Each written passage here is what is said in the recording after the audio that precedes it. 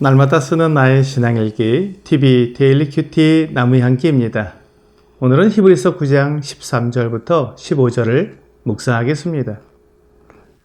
염소와 황소의 피와 및 암송아지의 죄를 부정한 자에게 뿌려 그 육체를 정결하게 하여 거룩하게 하거든 하물며 영원하신 성령으로 말미암아 흠없는 자기를 하나님께 드린 그리스도의 피가 어찌 너희 양심을 죽은 행실에서 깨끗하게 하고 살아계신 하나님을 섬기게 하지 못하겠느냐.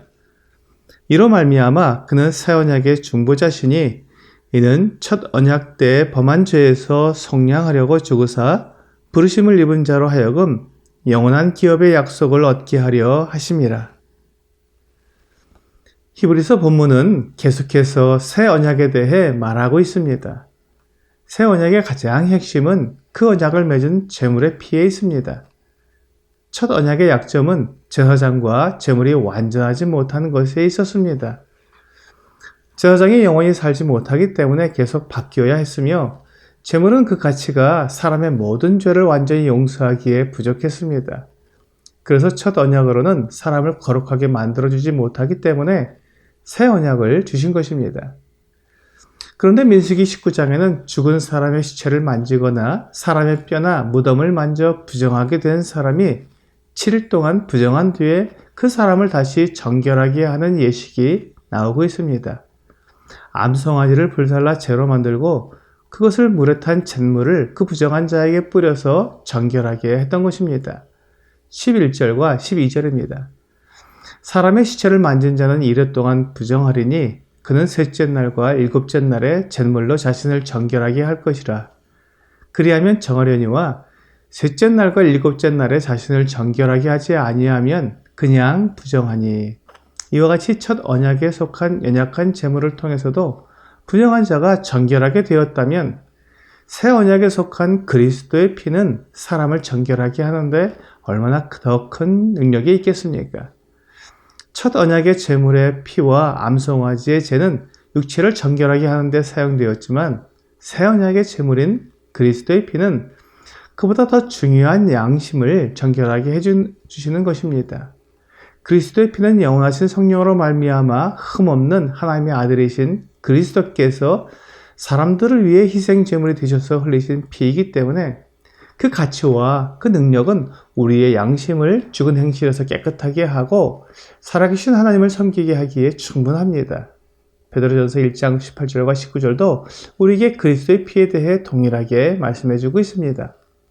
너희가 알거니와 너희 조상이 물려준 헛된 행실에서 대속함을 받은 것은 은이나 금같이 없어질 것으로 된 것이 아니요 오직 흠없고 점없는 어린 양 같은 그리스도의 보배로운 피로 된 것이니라. 조상들도 해결하지 못했고 우리도 해결하지 못했던 죄의 문제를 완전하게 해결해 주신 것은 그리스도의 보배로운 피입니다. 이에 대한 율법의 근거가 레위기 17장 11절에 나와 있습니다. 육체의 생명은 피에 있음이라.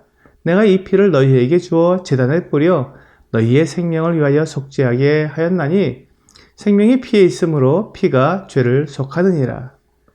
육체의 더러움을 씻기 위해서는 육체의 생명이 필요했습니다. 그래서 육체의 생명이 피에 있기 때문에 그 피를 흘려서 죄를 속할 수 있게 하신 것입니다. 사람이 지은 죄에 대해서 사람의 피를 흘려야 했지만 사람이 죽으면 죄 용서가 아무 소용이 없기에 사람을 대신해서 짐승을 제물로 드리게 하신 것입니다. 그래서 사람이 죄를 지으면 짐승을 데리고 와서 자기 대신 짐승을 죽여 그 피를 흘렸습니다. 그의 죄가 짐승의 피로 인해 용서된 것입니다. 하지만 이 용서는 그 사람의 모든 죄를 단번에 완전히 다 용서할 수 없었습니다. 그것은 짐승의 제물의 한계를 넘어서는 일이었기 때문입니다. 그런데 하나님께서 왜 이 짐승 제물을 드리게 하셨을까요? 아직 하나님께서 계획하신 완전한 제물이 다 준비되지 않았기 때문입니다. 아직 예수 그리스도를 제물로 드릴 때가 되지 않았기 때문에 그때까지 사람들이 모형이요 그림자로서 짐승 제물을 드리게 하신 것입니다. 그러므로 짐승 제물을 통해 사람이 지은 죄가 용서되고 부정한 사람이 정결하게 되는 것은 우리 주 예수님께서 이루실 영원한 속죄, 완전하고 거룩한 죄사함을 사람들이 이해할 수 있도록 미리 보여준 예고편과 같습니다. 죄는 죽음을 요구하고 있습니다. 로마서 6장 23절은 죄의 삭은 사망이요 하나님의 은사는 그리스도 예수 우리 주 안에 있는 영생이니라 라고 분명하게 말씀하고 있습니다. 죄의 결과로 죽음이 요구되는 것입니다. 이것이 하나님께서 정하신 법이기 때문에 아무도 이 법에서 벗어날 수 없습니다. 이 하나님의 법을 만족시키면서 사람들의 죄를 용서할 수 있는 방법이 짐승제물로 사람들의 죄를 용서받는 방법이었습니다. 그리고 그것은 더 완전하고 거룩한 죄 용서인 그리스도의 피로 인한 죄 용서를 미리 보여주고 있는 것입니다. 그리스도께서 십자가에서 우리를 위한 희생제물로서 죽으셨고 피를 흘리심으로 하나님께서 창세전부터 계획하셨던 사람들과 영원한 사랑의 교제를 나눌 수 있게 되었습니다. 그리스도께서 하나님과 사람 사이의 완벽한 중보자가 되어주신 것입니다. 그리스도의 피는 사람의 육체만 정결하게 하시는 것이 아니라 그 양심을 죽은 행실에서 깨끗하게 하실 수 있기 때문입니다. 하나님의 아들 예수 그리스도께서 자기 피로 우리의 모든 죄값을 다 갚아주셨습니다.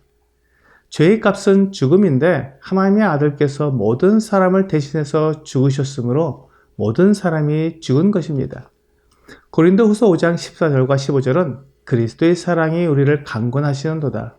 우리가 생각하건대 한 사람이 모든 사람을 대신하여 죽었은즉 모든 사람이 죽은 것이라. 그가 모든 사람을 대신하여 죽으심은 살아있는 자들로 하여금 다시는 그들 자신을 위하여 살지 않고 오직 그들을 대신하여 죽었다가 다시 살아나신 이를 위하여 살게 하려 함이라 라고 말씀하고 있습니다. 그리스도로 말미암아 거룩하게 된 사람들은 그리스도를 위해 살 수 있게 되었습니다. 그리스도로 말미암아 용서를 받기 전에는 나를 위해 살 수밖에 없었고 육체의 욕심대로 살 수밖에 없었지만 이제 진정으로 하나님과 우리 주 예수 그리스도를 위해 살 수 있게 된 것입니다. 이것이 부르심을 입은 자가 얻은 영원한 기업의 약속입니다. 하나님을 위해 살 수 있고 하나님의 영광을 나타낼 수 있으며 하나님의 의가 이루어짐으로 하나님 되심을 온 우주 만물에게 선포하는 이 놀라운 구원받은 자의 사역을 약속받은 것입니다. 오늘의 적용 질문을 보겠습니다. 나는 주 예수님이 주시는 영원한 기업의 약속을 받았습니까? 우리는 주 예수님을 믿음으로 주 예수님의 아름다우심과 하나님 아버지의 거룩하심과 의로우심을 이 세상뿐만 아니라 온 우주 만물에게 선포할 수 있는 자격을 받았습니다. 오늘 하나님의 의와 하나님의 나라를 위해 살 수 있도록 거룩함과 의로움을 주신 주 예수님께 감사하는 여러분과 제가 되기를 주 예수님의 이름으로 기도합니다.